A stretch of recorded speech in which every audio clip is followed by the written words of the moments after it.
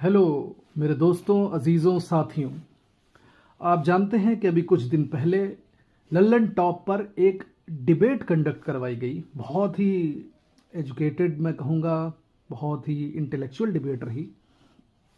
But जब मैंने जावेद अख्तर साहब को सुना, जो उन्होंने एक आर्गूमेंट बोला, चलो मैं आर्गूमेंट में नहीं जानता हूँ, उन्होंने बोला कि मुझे ये कॉन्टिंजेंट मतलब नहीं समझ में आ रहा है। अरे भाई, आप इतने बड़े इंटेलेक्चुअल हैं, आप डिबेट करने आए हो, वो भी खुदा, अल्लाह, गॉड गॉड के एग्जिस्टेंस पर, और इतनी बेसिक चीज़ें आपको नहीं आती हैं। खैर, तो शमाइल नदवी जी, जो उनके अगेंस्ट में, जो गॉड के फेवर में बोल रहे थे, उन्होंने बार बार दो वर्ड्स यूज किए हैं, एक कॉन्टिंजेंट, दूसरा नेसेसरी बीइंग। अच्छा, हो सकता है बहुत सारे हम लोगों को भी नहीं समझ में आया हो, बहुत सारे लोग हैं जिनके नहीं समझ में आ रहा है ये कॉन्टिंजेंट नेसेसरी बीइंग क्या है।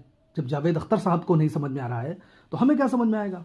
तो मैं बताने की कोशिश करता हूं दोस्तों कि कॉन्टिंजेंट का क्या मतलब है, जो मुझे समझ में आ रहा है, जो मैंने फिलोसफिकल थियोलॉजिकल फिलोसफी में पढ़ा है।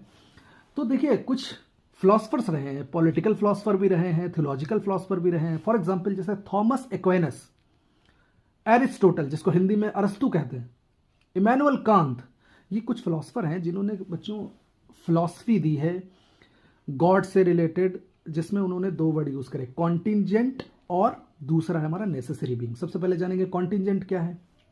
देखिए, कॉन्टिंजेंट वो चीज जो किसी ना किसी चीज पर डिपेंड है, मतलब वो दुनिया में एग्जिस्ट कर रही है, यानी कि उसके पीछे कुछ ना कुछ रीजन है। फॉर एग्जाम्पल, जैसे मैं इस दुनिया में हूं, क्यों? रीजन मेरे माँ बाप, मेरे माँ बाप इस दुनिया में है, रीजन उनके माँ बाप, वो दुनिया में, रीजन उनके माँ बाप। फॉर एग्जाम्पल, एक पेड़ दुनिया में है, क्यों? क्योंकि उसको चाहिए धूप, वो डिपेंड है धूप पर, पानी पर, मिट्टी पर, तभी वो है। तो जो चीज किसी ना किसी चीज पर डिपेंड होती है वो होती है कॉन्टिंजेंट।